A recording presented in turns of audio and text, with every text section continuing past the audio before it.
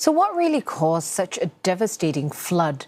The US Geological Survey, or USGS, says a glacial collapse and debris flow triggered the disaster, not an earthquake.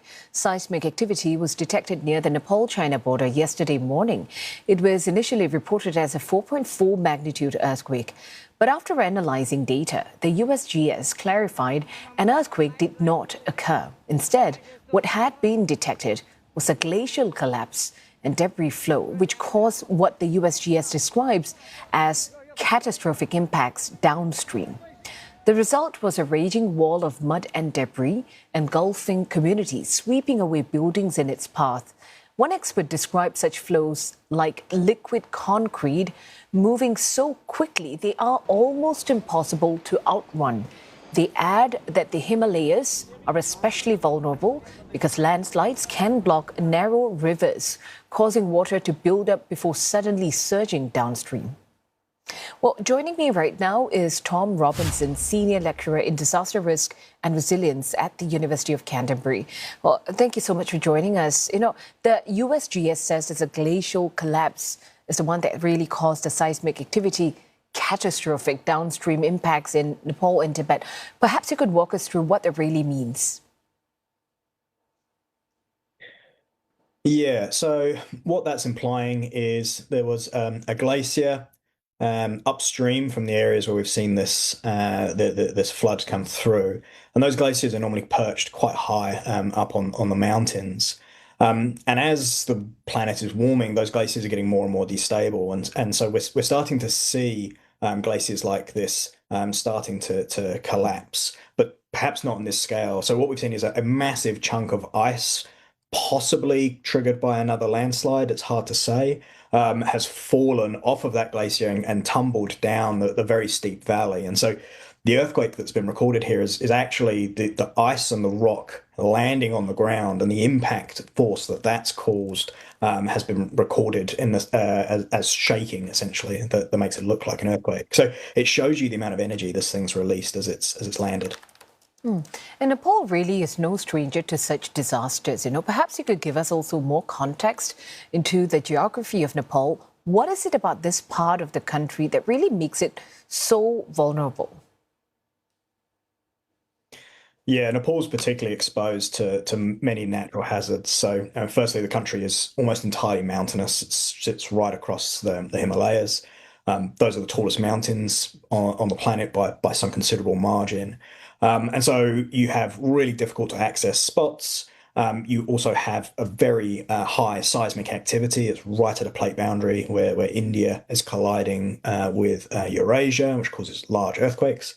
And then we also have a rapid monsoon season here, where through the summer months you get lots of moisture poured all over the Himalayas. So earthquakes, floods, landslides, debris flows are all incredibly common, and that makes the region incredibly vulnerable to these kind of natural hazards. Not helped by a small mountainous nation. It's fairly poor. The ability to respond to these kind of events and to build resilience is really tricky in developing nations like this.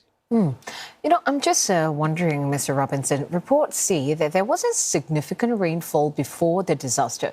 So then, where did this enormous volume of water and debris really come from? Great question. And I think that's a question that's going to take us a wee while to answer. So, this is monsoon season. We're seeing lots of rain in the area, and rain definitely causes landslides and major floods. The speed with which has come on tends to suggest to us that this isn't just normal flooding. And in fact, there's some satellite imagery that shows a large chunk of a glacier missing. It is quite hard to explain at the moment where all of this water has come from. We know if a large chunk of glacier fell off, that glacier would rapidly melt due to the friction with the rock. And so some of the water will have come from there. But this is a huge volume of water. So where the rest of that has come from remains an open question. But perhaps the initial landslide and ice avalanche temporarily blocked the river and allowed some water to build up. That remains kind of speculation. It's hard to say, but that's the kind of things we'll be looking at in the coming days and weeks to really understand the exact processes that have happened here to cause this. And Nepal has thousands of glaciers sitting above steep valleys.